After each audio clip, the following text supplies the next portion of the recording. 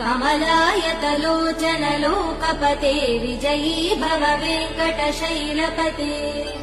स चतुर्मुख षण्मुख पञ्चमुख प्रमुखाखिल दैवतमौलिमने शरणागत वत्सल सारनिधे परिपालय मां वृषशैलपते अतिवेलतया तव दुर्विषहैरनुवेल कृतैरपराध सदैः हरितं त्वरितं वृषशैलपते परया कृपया परिपाहि हरे